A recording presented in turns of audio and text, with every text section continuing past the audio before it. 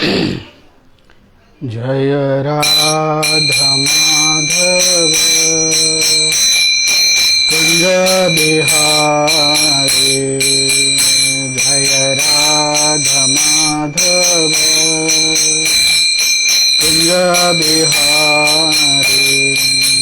जय गोपी जन वल्लभ गिरवरधारी। जय गोपी जन वल्लभ गिरिवरधारी। जय यशोदानंदन व्रज जनरंजन। जय यशोदानंदन व्रज जनरंजन। जय यमुना तीरावनचारी। जय यमुना तीरावनचारी। जय राधा माधव कुंज बिहारी। जय राधा माधव कुंज बिहारी। जय गोपी जन वल्लभ गिरिवरधारी। गोपी जन वल्लभ गिरिवरधारी। जय यशोदानंदन व्रज जनरंजन। जय यशोदानंदन व्रज जनरंजन। जय यमुना तीरावनचारी। जय यमुना तीरावनचारी। जय राधा माधव कुंज बिहारी। जय राधा माधव कुंज बिहारी। हरे कृष्णा कृष्णा कृष्णा हरे हरे। हरे राम राम राम हरे हरे। हरे कृष्णा कृष्णा कृष्णा हरे हरे। हरे राम राम राम हरे हरे। हरे कृष्णा कृष्णा कृष्णा हरे हरे। हरे राम राम राम हरे हरे। हरे कृष्णा कृष्णा हरे हरे। हरे राम राम राम हरे हरे। हरे कृष्णा कृष्णा कृष्णा हरे हरे। हरे राम राम राम हरे हरे। जय राधा गोपीनाथ राधा गोपीनाथ राधा। जय राधा निकुंज बिहारी राधा निकुंज बिहारी राधे। जय गौरनिताय गौरनिताय गौरनिताय जय गौरनिताय। जय जय प्रभुपाद प्रभुपाद जय जय प्रभुपाद। जय जय गुरुदेव गुरुदेव जय जय गुरुदेव। निताय हरि बोल हरि बोल हरि बोल। निताय हरि बोल निताय हरि बोल हरि बोल हरि बोल निताय हरि बोल। जय ओम विष्णुपाद परमहंस परिव्राजकाचार्य अष्टोत्तरशत श्री श्रीमद् एसी भक्तिवेदांत स्वामी श्रील प्रभुपाद की जय। इस्कॉन संस्थापकाचार्य श्रील प्रभुपाद की जय। जय ओम विष्णुपाद परमहंस परिवर्जक आचार्य अष्टोत्तरशत श्री श्रीमद् भक्ति सिद्धांत सरस्वती गोस्वामी श्रील प्रभुपाद की जय। अनंत कोटि वैष्णव वृंद की जय। नामाचार्य श्रील हरिदास ठाकुर की जय। प्रेम से कहो श्री कृष्ण चैतन्य प्रभु नित्यानंद श्री अद्वैत गदाधर श्रीवासादि गौर भक्तवृंद की जय।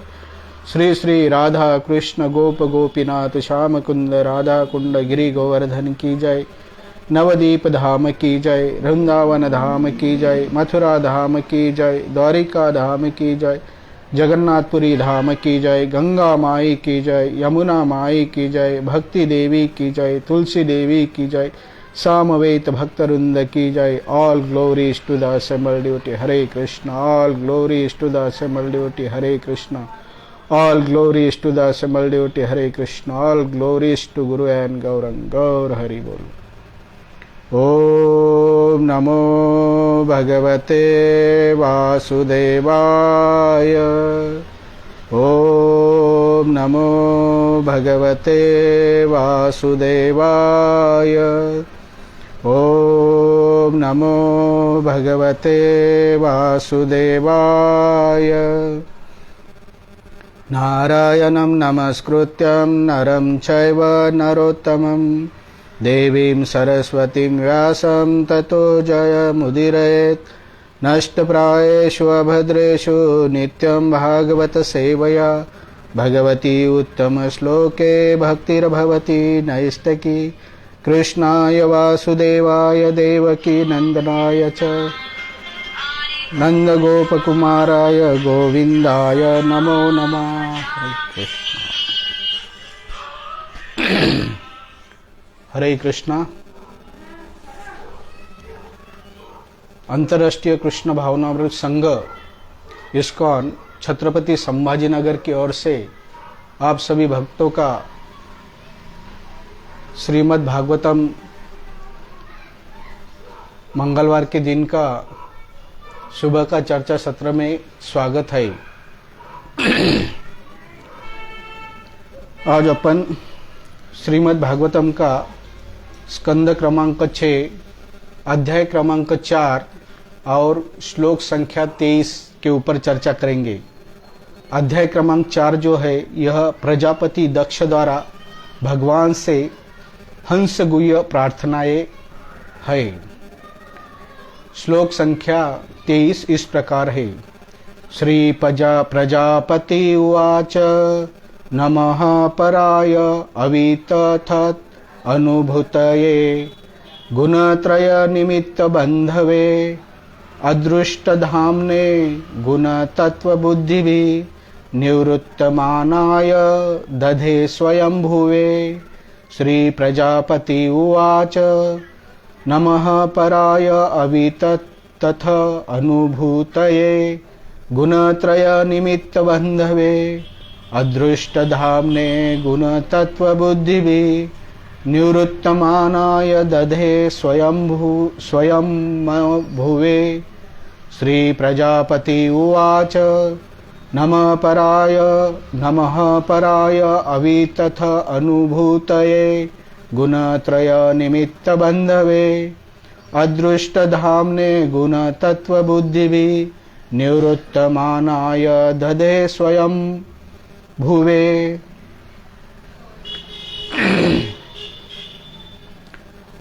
प्रजापति दक्ष ने कहा, भगवान माया तथा उससे उत्पन्न शारीरिक कोटियों से परे है। उनमें अचूक ज्ञान तथा परम इच्छा शक्ति रहती है और वे जीवों तथा माया के नियंता है।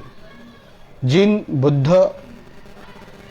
बुद्धात्माओं ने इस भौतिक जगत को सर्वस्व समझ रखा है वे उन्हें नहीं देख सकते क्योंकि वे व्यवहारिक ज्ञान के प्रमाण से परे है। वे स्वतः प्रकट तथा आत्मतुष्ट है। वे किसी कारण द्वारा उत्पन्न नहीं किए जाते। मैं उन्हें सादर नमस्कार करता हूँ। तात्पर्य बाय श्रील प्रभुपाद की जय। यहाँ पर भगवान की दिव्य स्थिति की व्याख्या हुई है। वे उन बद्धात्माओं द्वारा नहीं देखे जा सकते जो भौतिक दृष्टिकोण के आदि है और जो यह नहीं समझ सकते कि भगवान अपने उस धाम में विद्यमान रहते हैं जो उनकी दृष्टि से परे है। भले ही कोई भौतिकवादी व्यक्ति ब्रह्मांड के सारे परमाणुओं की गिनती कर ले, किंतु फिर भी वह भगवान को समझ नहीं सकता। जैसा कि ब्रह्म संहिता 534 में पुष्टि की गई है, पर पंथास्तु कोटि शतवत् वत्सरं संप्रगयो वयोरथापि मनसो मुनि पंगवानां स्वप्यासी यत् प्रसदि मनविन्त्य तत्वे गोविंदम आदि पुरुषम तमहम भजामि। बद्धात्मावे करोड़ों वर्ष तक अपनी मानसिक चिंतन परक विधियों मीमांसा से मन या वायु की गति से यात्रा करते हुए भगवान को समझने का प्रयास क्यों न करे, फिर भी पर ब्रह्म उनके लिए अचिंत्य बने रहेंगे, क्योंकि भौतिकवादी व्यक्ति भगवान के असीम अस्तित्व की लंबाई तथा चौड़ाई को नहीं माप सकता। यदि पर ब्रह्म माप से परे है तो यह प्रश्न किया जा सकता है कि कोई उनको अनुभूति किस तरह करे। इसका उत्तर यहाँ पर स्वयं भुवे शब्द द्वारा किया गया है, जिसका अर्थ है कि कोई उन्हें समझे या न समझे, फिर भी वे अपनी आध्यात्मिक शक्ति में विद्यमान रहते हैं। मंगलाचरण।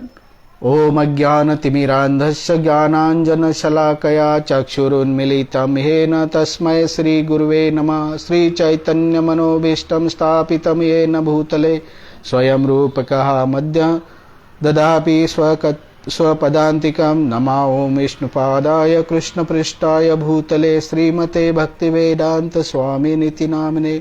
नमस्ते सरस्वते देवे गौरवाणी प्रचारिणे निर्विशेष शून्यवादी पाशातदेशधारिणे।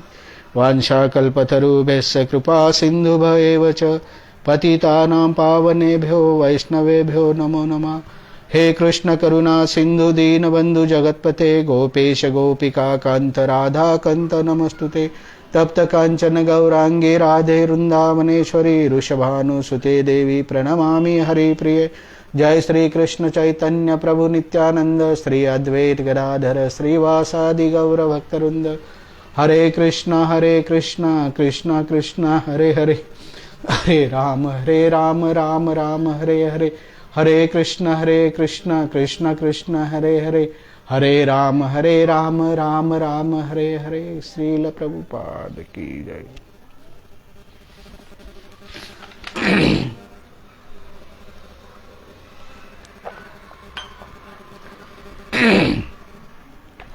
सभी भक्तों का स्वागत है श्रीमद् भागवतम में सुबह का चर्चा सत्र में। आज का जो श्लोक है वह श्रीमद् भागवतम का स्कंद क्रमांक 6 अध्याय क्रमांक 4 और 23 नंबर का श्लोक है। ये अध्याय क्रमांक 4 जो है उसका शीर्षक है प्रजापति दक्ष द्वारा भगवान से हंस गुह्य प्रार्थनाएं।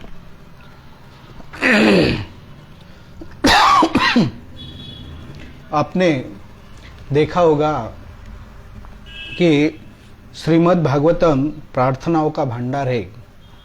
श्रीमद् भागवतम में देखेंगे तो कुंती महारानी की प्रार्थना है, प्रहलाद महाराज, गजेंद्र, अजामिल, इंद्र, देवता, भीष्मदेव इत्यादि की सभी प्रकार की प्रार्थनाएं मिलती है। उसी प्रकार इस अध्याय क्रमांक 4 में प्रजापति दक्ष ने ही भगवान से प्रार्थना की है। अगर आप यह जो अध्याय है सीरियल अगर देख रहे होंगे या इस अध्याय का अगर आप हर मंगलवार को जो हमारा श्रीमद् भागवतम का क्लास रहता है अगर आप सुन रहे होंगे तो आपको याद आएगा। ये जो श्लोक संख्या 23 इसके पीछे जो श्लोक दिए हैं उसके बारे में थोड़ा सा अपन जानेंगे। जब महाराज परीक्षित ने सुखदेव गोस्वामी से याचना की कि इस ब्रह्मांड के जीवों की सृष्टि के विषय में और विस्तार से वर्णन करे। आप सब जानते होंगे कि यह जो श्रीमद् भागवतम है, श्रीमद् भागवतम यह परीक्षित, महाराज परीक्षित और सुखदेव गोस्वामी के बीच में का संवाद है। और जैसे जैसे परीक्षित महाराज को श्राप मिला था कि जैसे आपका 7 दिन में मृत्यु होने वाला है, तो परीक्षित महाराज सुखदेव गोस्वामी से हर उनकी जो ये थी, क्या बोलते, इच्छाएं थी भागवतम के बारे में जानने की, तो उसके बारे में और से जानना चाहते थे। उसी प्रकार उन्होंने सुखदेव गोस्वामी से याचना की कि ब्रह्मांड के जीवों की सृष्टि के विषय में और विस्तार से वर्णन करे। इसके पहले ही सुखदेव गोस्वामी ने परीक्षित महाराज को सृष्टि के बारे में बताया था, लेकिन वे और जानना चाहते हैं। आपने देखा होगा कि पूरे श्रीमद् भागवत में 10 विषयों के वर्णन मिलते हैं, जिसमें सृष्टि, परवर्ती सृष्टि तथा लोक सम्मिलित है। श्रीमद् भागवतम के वक्ता सुखदेव गोस्वामी पहले ही तृतीय, चतुर्थ तथा पंचम स्कंदों में सृष्टि, परवर्ती सृष्टि तथा लोक प्रणालियों का वर्णन कर चुके हैं। लेकिन परीक्षित महाराज और डिटेल जानना चाहते हैं, तो सुखदेव गोस्वामी उनको बतलाना और एक्सप्लेन कर रहे हैं। तो वो बताते हैं, तो सुखदेव गोस्वामी ने उन्हें बतलाया कि जब प्राचीन रही के 10 पुत्र प्रचेता तप करने के लिए समुद्र में प्रविष्ट हो गए, तो राजा के अभाव में पृथ्वीलोक उपेक्षित पड़ गया। यहाँ पे वो बतलाते हैं कि प्राचीन रही, ये इनके जो पुत्र थे प्रचेता, वह समुद्र के नीचे तप करने के लिए गए थे। तो क्या हो गया कि उनके अभाव में ये जो पृथ्वी लोक है वह क्या हो गया, अभाव में उपेक्षित पड़ गया। तो वहां पे कोई राज्य नहीं करता था। स्वाभाविक था कि अनेक झाड़ झंखाड़ तथा व्यर्थ के वृक्ष उग आए और अन्न उत्पन्न नहीं हुआ। इसी प्रकार अगर आप देखते होंगे कि अगर कोई खेती नहीं करता, उसको अगर हर साल उसको अगर प्रॉपरली मेंटेन नहीं करता, तो वहाँ पे हर प्रकार के पेड़ उग जाते हैं और वह सारी भूमि जंगल जैसे बन जाती है। यह सब जब प्रचेताओं ने समुद्र से बाहर आकर देखा, तो संपूर्ण संसार वृक्षों से भरा हुआ है। जब प्रचेता उनकी जब ये तपस्या खत्म हो गई और जब वह समुद्र से बाहर आ गए, तो उन्होंने देखा कि सारा संसार कैसा वृक्षों से भरा हुआ है और वह जमीन कुछ भी पीक पाने के लिए उपयोगी नहीं रही। तो वे वृक्षों से अत्यधिक कुपित हो गए। तो उनको बहुत गुस्सा आ गया कि वे वृक्षों से कुपित हो गए। तो उन्होंने स्थिति को सुधारने के लिए वृक्षों को नष्ट करने का निश्चय किया। तो फिर उन्होंने क्या किया, ये जो पेड़ थे उनको कट करके नष्ट करने का प्रयास निश्चय किया। अतः प्रचेताओं ने वृक्षों को जलाकर राख कर देने के लिए वायु तथा अग्नि का उत्पन्न की। अगर आप वृक्षों को अगर नष्ट करना चाहते हैं, उसी प्रकार प्रचेता ने यह जो पेड़ उगे थे उसको अगर जलाना चाहते थे या जलाकर राख कर देना चाहते थे, उसीलिए उन्होंने वायु और अग्नि की उत्पन्न की। किंतु चंद्रमा तथा समस्त वनस्पतियों के राजा सोम ने प्रचेताओं को वृक्षों को नष्ट करने से मना किया, क्योंकि वृक्ष सारे जीवों के लिए फल तथा फूल के साधन है। अपने ये जो चंद्रमा या समस्त वनस्पतियों के राजा है सोम राजा, ये क्या है, वनस्पति या चंद्रमा के राजा है।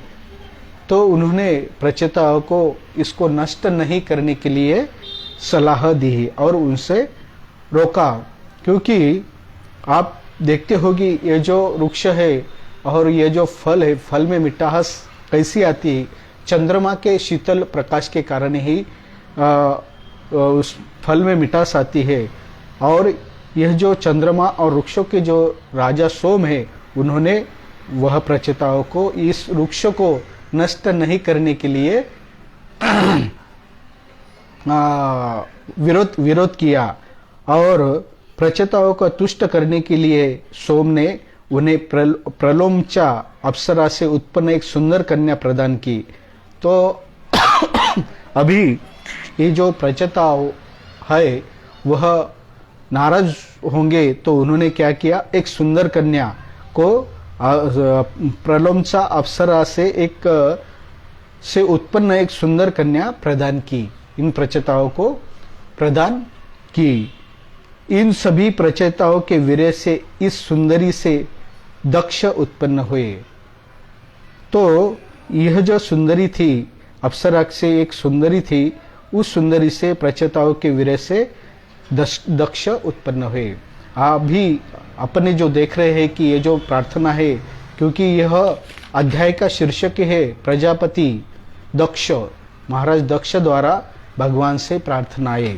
तो महाराज दक्ष कैसे उत्पन्न हुए कि प्रचेताओं के वीर्य से, और ये जो सुंदरी थे उनसे वह दक्ष उत्पन्न हुए। प्रारंभ में दक्ष ने सारे देवताओं, तो सृष्टि का कैसा प्रारंभ हुआ? प्रारंभ में दक्ष ने सारे देवताओं, असुरों तथा मनुष्य को उत्पन्न किया। फिर ये दक्ष थे, दक्ष ने देवताओं को उत्पन्न किया, असुरों को उत्पन्न किया और मनुष्य को उत्पन्न किया। किंतु जब उन्होंने देखा कि जनसंख्या सही ढंग से नहीं बढ़ रही, तो उन्होंने संन्यास ले लिया। तो यह जो सृष्टि उत्पन्न करने का ब्रह्मा जी ने दक्ष को जो आदेश दिया था, तो उनसे लगा कि यह जो सृष्टि की जनसंख्या वह सही ढंग से नहीं बढ़ रही, और वो क्या हो गए, नाराज हो गए और उन्होंने संन्यास लिया। और वे विंध्याचल पर्वत पर चले गए, जहां उन्होंने कठिन तपस्या की और भगवान विष्णु की हंसुगीय नामक प्रार्थना की। और वे दक्ष महाराज विंध्याचल पर्वत में गए और उन्होंने क्या किया, कठिन तपस्या की। और इस कठिन तपस्या से भगवान विष्णु वह उनकी तपस्या से प्रसन्न हो गए, और वह प्रसन्न हो गए। भगवान विष्णु को हंसगुह्य नामक प्रार्थना की और उन्होंने भगवान विष्णु के लिए प्रार्थनाएं की। इससे भगवान विष्णु उन पर आध्यात्मिक प्रसन्न हो गए। प्रार्थनाएं इस प्रकार है। तो आज का जो अध्याय है यह रियल प्रार्थनाएं है। अभी तक प्रचेता कौन है, प्राचीन रही कौन है, प्रचेताओं ने कैसा समुद्र में तपस्या की, और जब वे बाहर आ गए तो सोम राजा ने कैसा उनको विरोध किया, यहाँ तक वर्णन किया। लेकिन आज का जो श्लोक है यह जो प्रार्थना दक्ष राजा की प्रार्थनाएं है। यहाँ पे इस श्लोक में बताते हैं कि भगवान हरि परमात्मा जीवों तथा भौतिक प्रकृति दोनों ही के नियंता है। आपने देखा होगा कि सभी शास्त्र बताते हैं कि भगवान ही आध्यात्मिक तथा भौतिक जीवों के नियंता है। वे आत्मनिर्भर तथा आत्मप्रकाशित है। जिस तरह अनुभूति का विषय हमारी अनुभूति की इंद्रियों के कारण नहीं होता, उसी तरह जीव यद्यपि अपने शरीर के भीतर रहता है, अपने नियंता मित्र परमात्मा को, जो कि सारे इंद्रियों की सृष्टि का कारण है, उत्पन्न नहीं करता। यहाँ पे वो बताते हैं कि जिस तरह अनुभूति का विषय अपनी अनुभूति की इंद्रियों के कारण नहीं होता, जीव अद्यापि अपने शरीर के भीतर रहता है, अपने नियता मित्र परमात्मा को वह सारी इंद्रियों को सृष्टि का कारण है उत्पन्न नहीं करता। जीव के अज्ञान के कारण उसकी इंद्रियां भौतिक वस्तु में लगी रहती है। आपने देखा होगा ये जो जीव है वह उसको ज्ञान नहीं है, भगवान का ज्ञान नहीं है, उसी कारण वह भौतिक वस्तुओं में, उनकी जो इंद्रियां है वह भौतिक वस्तुओं में लगी रहती है। चूंकि जीव सजीव होता है, अतः वह इस भौतिक जगत के सृजन को कुछ हद तक समझ सकता है। यह जो जीव है सजीव होने के कारण इस भौतिक जगत के सृजन को कुछ हद तक नॉर्मल समझ सकता है, किंतु वह भगवान को नहीं समझ सकता। वह भगवान को नहीं समझ सकता जो शरीर मन तथा बुद्धि की धारणाओं के परे। भगवान जो है वे मन शरीर और बुद्धि के धारणाओं से परे है। फिर भी सदा ध्यान में लगे रहने वाले मुनिगण अपने अपने हृदयों में भगवान के साकार रूप को देख सकते हैं। अभी तक अपने सभी शास्त्र देखे हैं और ये जो मुनि है, मुनिगण है, वह ध्यान लगाते हैं और वे अपने हृदयों में भगवान को साकार रूप में देखते हैं। चूंकि सामान्य जीव भौतिक रूप से दूषित होता है, ये जो सामान्य जीव है वह भौतिक रूप से दूषित होता है, अतः उसके शब्द तथा बुद्धि भी भौतिक होती है। ये जो सामान्य जीव है वह भौतिक रूप से दूषित होने के कारण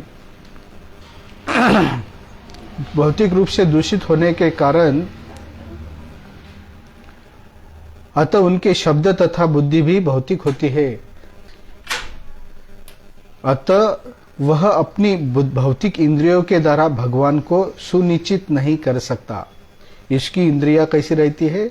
वह दूषित होती रहती है, क्योंकि वह भौतिक जगत में होने के कारण उसके लिए वह भगवान को सुनिश्चित नहीं कर सकता। भौतिक इंद्रियों द्वारा प्राप्त की गई ईश्वर की धारणा सही नहीं होती। अपने इंद्रिय जो है यह दूषित है और यह भौतिक इंद्रिय होने के कारण जब कोई ईश्वर की धारणा सही नहीं होती, क्योंकि भगवान भौतिक इंद्रियों से परे है। भगवान जो है यह वे भौतिक इंद्रियों से परे है, किंतु जब कोई व्यक्ति अपनी इंद्रियों को भक्ति में लगाता है तो आत्मा के स्तर पर नित्य भगवान का उद्घाटन होता है। अगर जब कोई जीव अपनी इंद्रियां भगवान की सेवा में भक्ति में लगाता है तो उसकी इंद्रियां कैसी हो जाती है? शुद्ध होती है। जब वे परम ईश्वर के किसी के जीवन का लक्ष्य बन जाते हैं तो यह कहा जाता है कि उसने आध्यात्मिक ज्ञान प्राप्त कर लिया है। तो उसकी जैसा जैसा वह भगवान की भक्ति करता है वैसे वैसे उसकी इंद्रियां जो यह शुद्ध हो जाती है और यह इंद्रियां शुद्ध होने के कारण वह भगवान को जान सकता है। पर ब्रह्म समस्त कारणों के कारण है, क्योंकि वे बुद्धि के सृष्टि के पूर्व विद्यमान थे। आपने ब्रह्म संहिता में देखा होगा कि पर ब्रह्म जो है समस्त सृष्टि के कारणों के कारण है, क्योंकि वह सृष्टि के पूर्व ही विद्यमान थे। वे भौतिक तथा आध्यात्मिक हर वस्तु के आदि कारण है और उनका अस्तित्व स्वतंत्र होता है। भगवान का जो अस्तित्व होता है वह स्वतंत्र होता है और वे भौतिक तथा आध्यात्मिक हर वस्तु के आदि कारण है।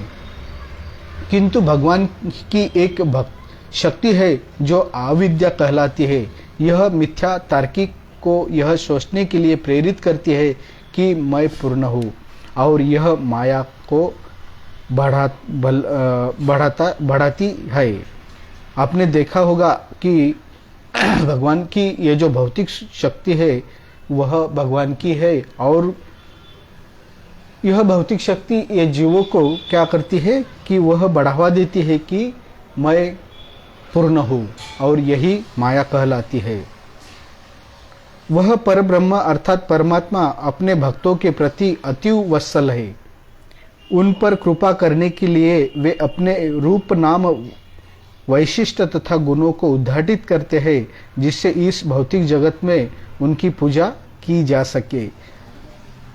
भगवान सबके ऊपर प्रेम करते हैं, इसी कारण वे हर युग में अवतार लेते हैं और भक्तों को और यह मनुष्य को उनकी सेवा करने का अवसर प्रदान करते हैं, और उसकी जो इंद्रिया है वह शुद्ध करने का प्रयत्न करते हैं और उसे इस भौतिक जगत से बाहर निकलने का प्रयत्न करते हैं। किंतु दुर्भाग्यवश जो लोग भौतिकता में लीन रहते हैं वे विविध देवताओं की पूजा करते। आपने सब देखा होगा कि कुछ लोग भौतिकता में लीन होने के कारण या पुष्ट होने के कारण वह अनेक विविध देव देवताओं की प्रार्थना पूजा करते हैं। जिस तरह कमल के फूल से होकर बहने वाली वायु फूल की गंध अपने साथ ले जाती है, या यही वायु हवा कभी कभी अपने साथ धूल ले जाने के कारण रंगीन प्राप्त होती है, उसी तरह भगवान अपने विविध मूर्ख पूजकों की इच्छाओं के अनुसार विविध देवताओं के रूप में प्रकट होते हैं। और यहाँ पे यह बताया है कि इस भौतिक जगत के जो लोग हैं यह अलग अलग देवी देवताओं की पूजा करते हैं, तो यह देवी देवता भी उनको पूजा करने का या भक्ति में शुरुआत करने का चांस देने के लिए है वह अनेक देवी देवताओं के रूप में प्रकट होते हैं, किंतु वे वास्तव में परम सत्य भगवान विष्णु ही रहते हैं। यहाँ पे वह बताया है कि फिर भी वे भगवान विष्णु ही रहते हैं। वे अपने भक्तों की इच्छाओं को पूरा करने के लिए विविध अवतारों में प्रकट होते हैं। यहाँ पे दिखाया है कि भगवान कितने दयालु है, अपने भक्तों की इच्छा पूर्ण करने के लिए भी वह विविध अवतारों में प्रकट होते हैं। अतएव देवताओं को पूजने की कोई आवश्यकता नहीं। यहाँ पे स्पष्ट कहा गया है कि कोई देवताओं को पूजा करने की आवश्यकता नहीं अगर वह भगवान की पूजा करता है। यहाँ पे एक उदाहरण दिया है कि जैसा कि एक पेड़ है, वो पेड़ को अगर अच्छी तरह फलने के लिए और फूलने के लिए और उसको वृद्धिगत करने के लिए किसकी आवश्यकता है, वो उसके जड़ों में पानी डालने की आवश्यकता है। तो जैसा ही अगर आप जड़ों में अगर पानी डालते हैं तो ऑटोमेटिक सभी वृक्षों की जो टहनियाँ है, पत्ते है, फूल है, वहाँ तक वो ऑटोमेटिक या पहुँच जाता है। उसी प्रकार भगवान हरि की अगर आप भक्ति करते हैं तो सभी देव देवता की पूजा करने के समान हो जाते हैं, उनको वहाँ तक पहुँच जाते हैं। तो यहाँ पे महाराज दक्ष की प्रार्थना वही बतलाती है कि उन्होंने बताया कि भगवान कैसे माया से परे है, भगवान की स्थिति बताई है। वहाँ पे ब्रह्म संहिता का एक श्लोक दिया है कि उसमें कैसा बताया है कि तो आप देखते हैं कि अगर आप भगवान की भक्ति करते हैं तो आपके कैसे इंद्रिय शुद्ध होते हैं, लेकिन यह जो भौतिक जगत के सभी लोग हैं वह भौतिकता में इतने लीन हो गए हैं कि उनको यह समझने के लिए कोई टाइम ही नहीं है। तो आप सब जो इस्कॉन से जुड़े हुए हैं, यह भक्ति करने लगे हुए हैं, बहुत ही भाग्यशाली है कि श्रील प्रभुपाद की असीम कृपा से उन्होंने अपने 70 साल की आयु में पाश्चात्य देश जाके भगवान की भक्ति कैसे करना और भगवत धाम कैसे जाना, ये इस मनुष्य जन्म का सार्थक कैसे करना, यह बतला है। और उनके माध्यम से संपूर्ण जगत में उन्होंने प्रचार किया है और उनकी जो किताबें हैं, उनके जो ग्रंथ है, वह अभी तक इसका असर दिखा रहे हैं। तो उन्होंने संपूर्ण जगत में श्रीमद् भागवतम, भगवद गीता, चैतन्य चरित्रामृत और भगवान श्री कृष्ण की जो शिक्षाएं हैं उसका प्रचार किया है और आप उनके जो अनुयायी है वही उसको आगे लेके जा रहे हैं। तो अगर आप इस संधि का अगर लाभ उठाते हैं तो इसी जन्म में आप भगवत धाम जा सकते हैं और भगवान की भक्ति करके आपकी इंद्रियां जब शुद्ध हो जाएगी तब आप भगवान को जान सकेंगे। तो इसके लिए ग्रंथों का अभ्यास करना, इस्कॉन के जहाँ जहाँ सेंटर है वो सेंटर या मंदिर है उसको जुड़ना, भक्तों के संग में रहना, स्लोली भक्ति में कैसी प्रगति करना, तो इससे आप आध्यात्मिक प्रगति कर सकते हैं। क्योंकि आप सब देखते हैं कि 84 लाख योनि के बाद यह जो दुर्मिल मनुष्य जन्म मिला है, इसका अगर आप फायदा उठाना चाहते हैं तो यही एक मार्ग है। और